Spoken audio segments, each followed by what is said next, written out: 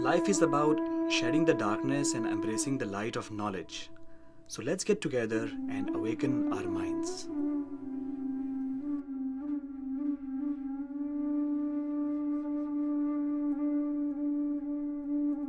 Friends, welcome to the series of videos Awakening the Mind. My name is Dr. Aakash Ahuja.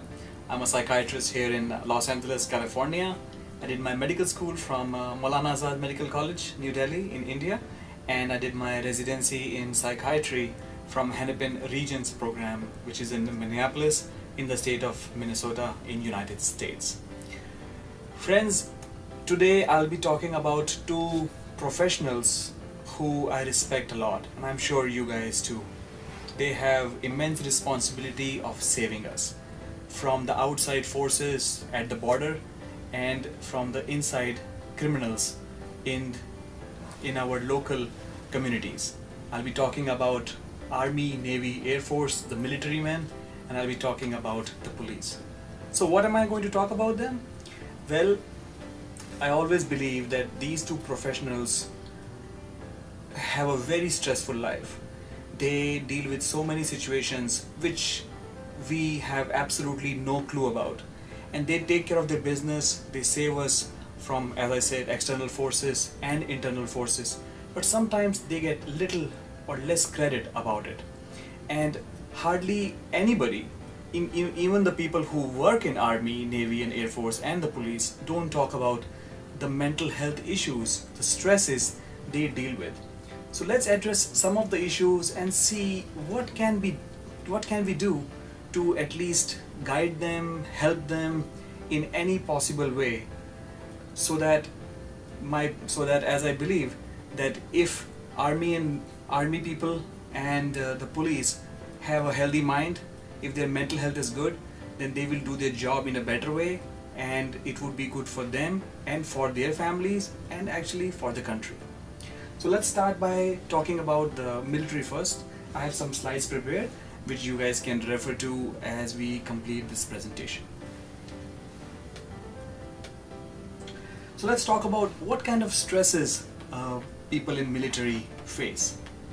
Well, first of all, they live away from the family. I mean, that's not easy. They live away from the family, from the kids, from the wives, from the parents. Many a times they miss many important events at home.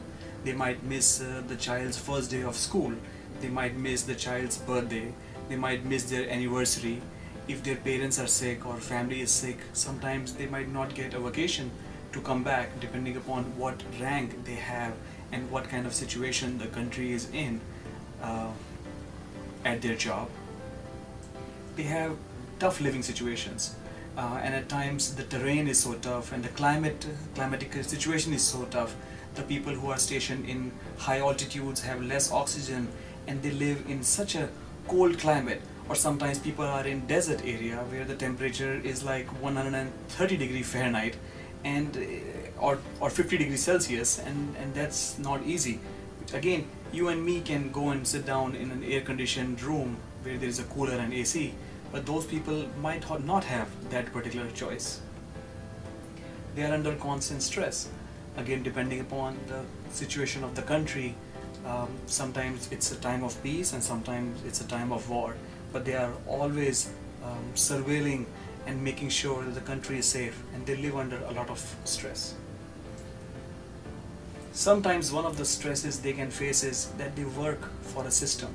They enjoy it, they take pride in it, but at certain level they do feel that they don't have an individualistic, or they cannot have an individualistic approach because they are a part of the system. They can also face traumatic brain injury. Many a times I've met with army men who have faced gunshot wounds, and many a times I've met them who have suffered some kind of trauma to their head which causes something known as traumatic brain injury. These people can live, but when they come back from from the front, then they suffer from a lot of symptoms like aggressive behavior and disinhibition. They might say whatever is on their mind and can be extremely aggressive to their family and kids, and that is also because of traumatic brain injury, which sometimes people don't realize. these people can have increased risk of using alcohol and other drugs, because sometimes they are so stressed that they just don't know how to cope with them. Friends, I have worked with many people in United States who have come back from so many wars. I've met people who are World War II veterans. I met people who have fought the wars of Korea and Vietnam, and now they are coming back from Iraq and Afghanistan. And some of these people suffer a lot with stress, anxiety, substance use and traumatic brain injury.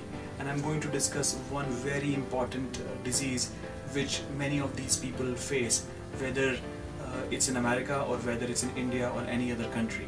And I'm going to talk about post-traumatic stress disorder. So friends, what is post-traumatic stress disorder or PTSD? Well, it's a disorder which actually occurs when somebody experiences or witnesses an extremely traumatic, tragic or terrifying event. It can be like a gunshot wound. It can be somebody's attacked in the military by like 6 different soldiers from different country, and they are running and they see that they lost the life of their colleague, a friend or a partner. These events can be extremely traumatic. Now what happens with that after that? They repeatedly relive the trauma in the form of nightmares and disturbing recollections. So even after years and years of the war being finished, when they come back and are actually not on the front, they relive that experience. The whole thing, just like a movie, runs in front of their eyes, even when they are not sleeping or they are sleeping in the form of dreams. Extremely disturbing real experience. They can even smell the blood. They can even see what exactly went through with small minor details during that particular traumatic event. And sometimes it is so traumatic that many of these people do try to commit suicide. Another thing which happens in PTSD is that they avoid thoughts or feelings and people or situation associated with the traumatic event. They don't share this. They don't share this with the doctor, with family members or their children of what they went through. And because they cannot share it, it keeps on building up in them, which again increases a lot of stress in them. They become sometimes very cautious and very careful. And let's say, for example, if the trauma included the gunshot wounds, if they hear even a sound which is similar to that, they might totally freak out, because that sound reminds them of that whole traumatic event. They can become very irritable and become very angry towards the family members and the children. And the children might have no idea of what's going on to their father, while he might be suffering from this terrible post-traumatic stress disorder. It can also affect their sleep in a very adverse fashion. Friends, we just learned about PTSD, traumatic brain injury, and so many kind of stresses which our army people deal with. These are the people who actually are our saviors. They are on the border fighting for us, making sure that we are independent and maintaining our democratic state. Their mental health and other kind of health is extremely important. So what can we do? Well, for sure, they should be able to see the psychiatrist or a doctor in the army. When they come back, there should be like satellite clinics which can cater to the needs of the army men. They can evaluate them if they have any symptoms of PTSD or depression, can treat them with antidepressant medications, anti-anxiety medications, teach them yoga, meditation and other ways to deal with this stress. Army people, again, are the saviors of the country, and I think we owe them this for their sake, so that they can be good for themselves, good for their family, and keep working as good as they are doing right now for the country. Friends, now let's talk about what our policemen go through in terms of the stresses. They are equally important. They take care of the business inside at the local level, what the army does it at the outer level. So in police, they always wear uniform, they carry a badge and a gun, and these things can really make them little isolated from the community. People might not be able to connect with them. They might think that these people are different, and that actually can be a little stressful. People sometimes perceive policemen as very aggressive people, but a lot of research has shown that whosoever carries a gun and a badge, the aggressive tendencies can creep in to those people, and police is not an exception. So at times, if policeman does come across as very aggressive, think about it that they have a gun, and sometimes that can cause aggressive behavior. They have rotating shifts. Sometimes they work at night, sometimes at daytime, sometimes they are called at any emergency time. So which can be very disruptive to their sleep, which can be very disruptive to their family life, to their social dynamics, and that can increase the stress. Talking about the stress, they have something known as burst stress. What is burst stress? Usually in people like you and me, we also have our stresses, but our stress goes like this. It starts from here and it goes kind of like this, gradually. But in police, usually it happens within a split second. Their stress can go like this and this, so it can come very quickly, and they might be forced to make a life and death decision for somebody within a split second, and in fact their life also gets in endangerment, which is also, as we can imagine, can be extremely stressful. They sometimes have trust issues, but then keep in mind that those policemen deal with the criminals every day, and sometimes when you do that, it sometimes becomes difficult to trust people. All this stress actually can lead to depression, anxiety, use of alcohol and other drugs, and can cause a very disruptive family and social life.